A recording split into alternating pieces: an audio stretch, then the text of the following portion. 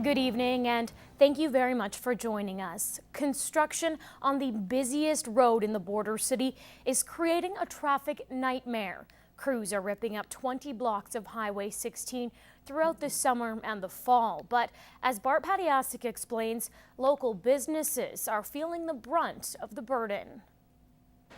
The Co-op gas bar on Highway 16 has dealt with construction on its doorstep since the beginning of the month. And obviously, summer's a bad time for us because that's a peak time for our fuel consumption, especially on the Yellowhead. But having said that, we understand the city situation and certainly are supportive of that. So, now the construction has had its effect on customers in the area.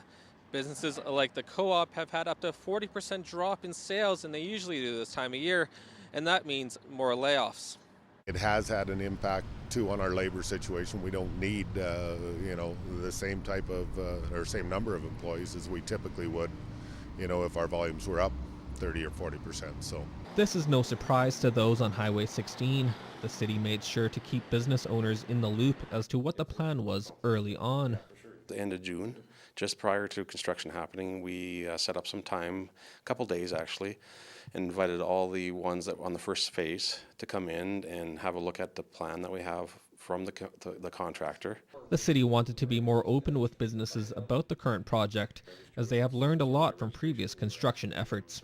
Before, it wasn't quite out in the open with us doing the projects and stuff like that, so we kind of wanted to be more proactive in letting the residents know about these construction projects. Stevenson hopes to ride the construction out as he sees the light at the end of the tunnel.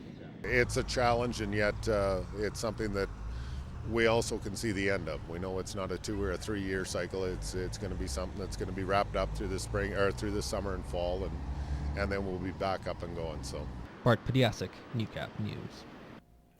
Lock it or lose it is the message from local police. The Lloydminster RCMP is reporting a spike in vehicle thefts across the border city. There were 40 incidents of theft in June alone, the highest number recorded to date.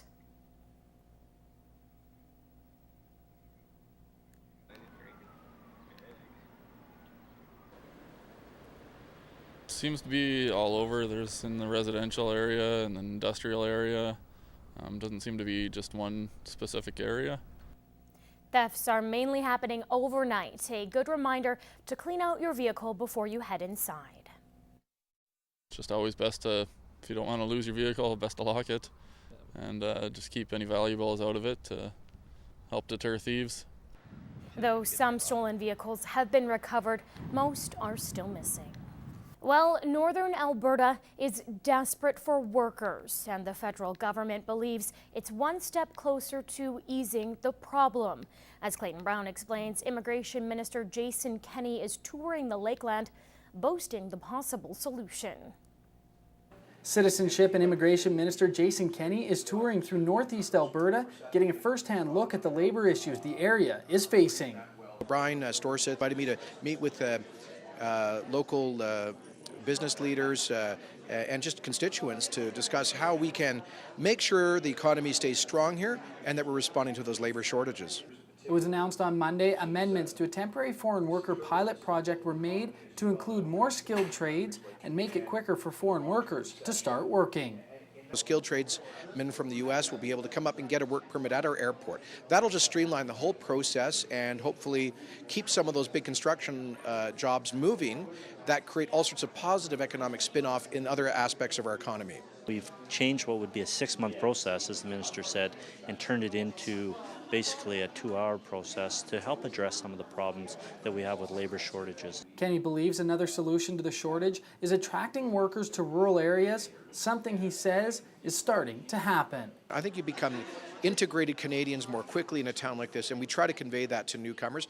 Here's the good news: more and more immigrants are settling in smaller communities in the Prairie West, and we hope to see that continue. In St. Paul, Clayton Brown, Newcap News.